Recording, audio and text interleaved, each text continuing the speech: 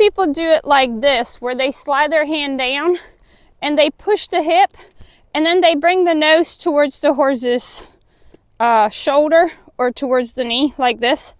That's a disengagement with an emergency stop, and that's good for safety.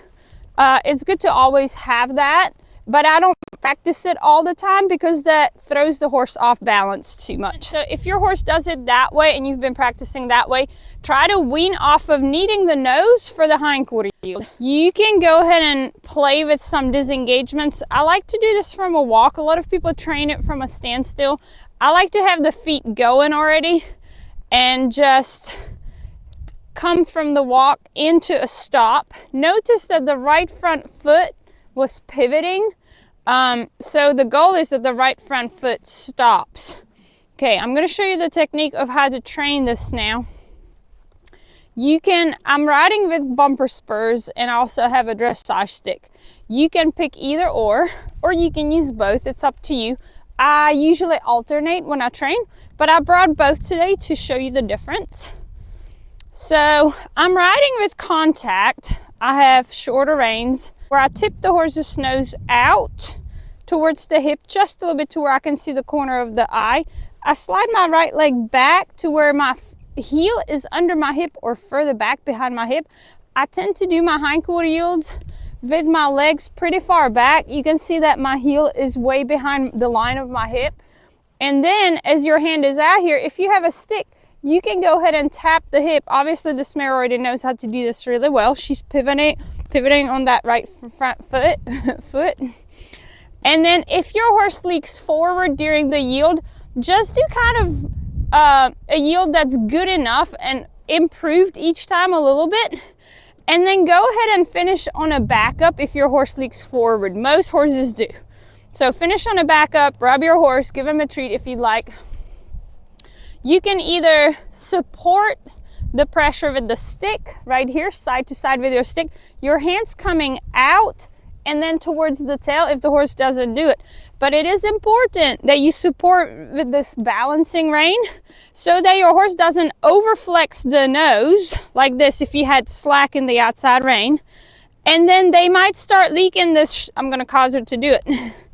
Let's cause her to do it.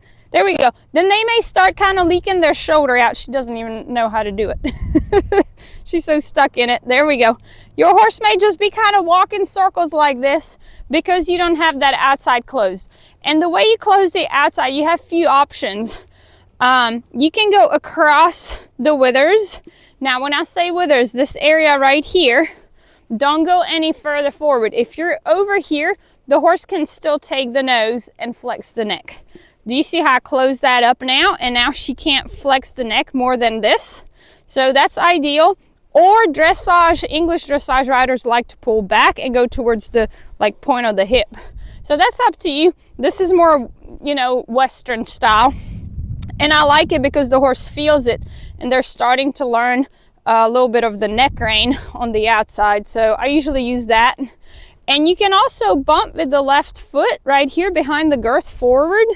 Your toe out, heel forward, if the shoulder leaks out. So those are just some tips on how to get your hindquarter yield done.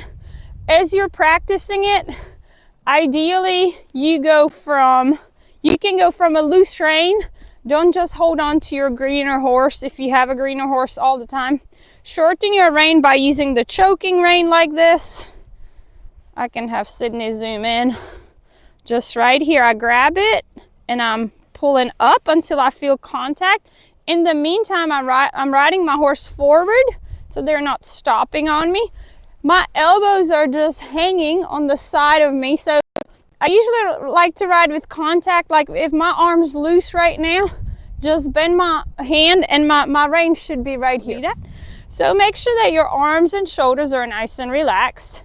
You can move your hands forward just a little bit so you're in the area of the withers. But don't stiffen up your arms. Keep your elbows flexed.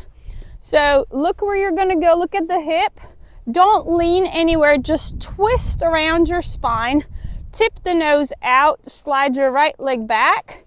And then push the hip until the horse comes to a stop. If they don't, go go ahead and back him up, whatever your backup cue is. We will work on those too, and make sure that your shoulders are not leaking to the outside.